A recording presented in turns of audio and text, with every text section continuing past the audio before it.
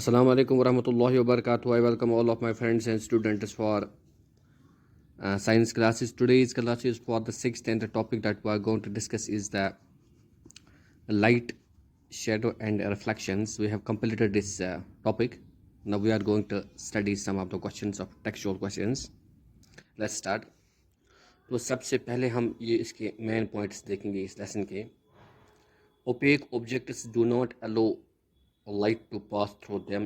ये जो opaque objects होते हैं इनके आर पार लाइट नहीं जा सकती क्योंकि ये सॉलिड होते हैं, तो ये लाइट को पास होने नहीं देते हैं. इसी तरह से transparent objects allow light to pass through them and we can see through these objects clearly. तो दूसरे जो ऑब्जेक्ट्स होते हैं वो होते हैं transparent objects.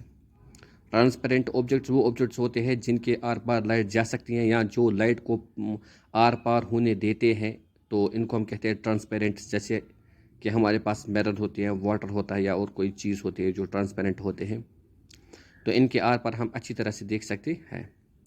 Translucent objects allow light to pass through them partially. तो ट्रांसलूसेंट ऑब्जेक्ट्स वो होते हैं जिनमें थोड़ी बहुत लाइट पार हो जाती है, ज़्यादा नहीं होती है, तो थोड़ा बहुत हम दुना दुना उनमें से देख सकते हैं, उनको बोलते हैं ट्रांसलूसेंट ऑब्जेक्ट्स.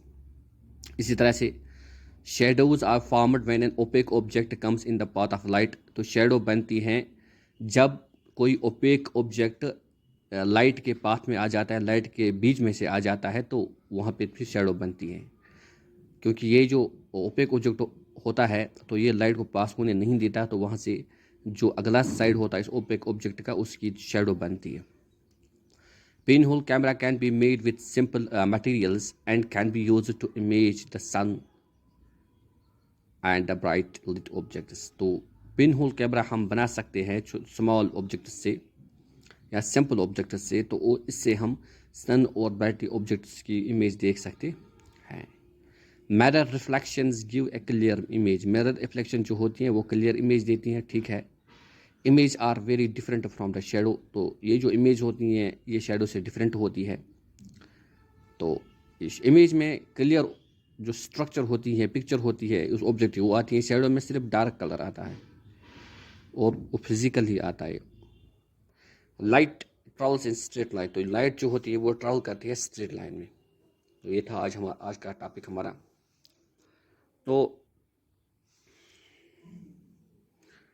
अच्छा, classify the objects are the materials given below as an opaque, transparent, translucent and luminous और non luminous objects.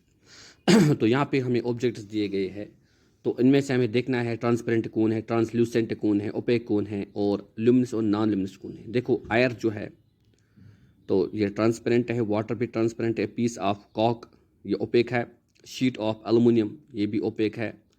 A mirror क्या है, तो ये रिफ्लेक्टर है. तो इसी तरह से ए वुडन कार्डबोर्ड ये ओपेक है. ए शीट ऑफ पॉलीथीन तो ये ट्रांसपेरेंट होता है. ए सीडी जो होती है वो भी ट्रांसपेरेंट ही होती है, ओपेक होती है. इसी तरह स्मोक होता है वो भी ट्रांसल्यूसेंट होता है. शीट ऑफ प्लेन पेपर ये भी ओपेक ही होता है. कभी को अगर तेल डालेंगे तो ट्रांसल्यूसेंट बनता है.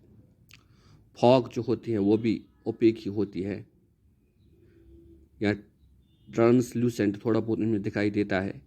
A piece of red hot iron तो ये ल्यूमिनस होता है. एंड अम्ब्रेला तो ये जो अम्ब्रेला है ये ओपेक है. ए लाइट फ्लोरेसेंट ट्यूब ल्यूमिनेसेंट होता है. ए वॉल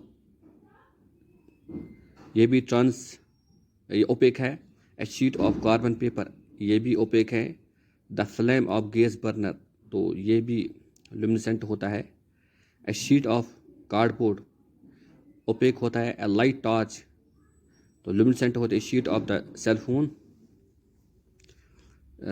ये भी ओपेक ही होता है.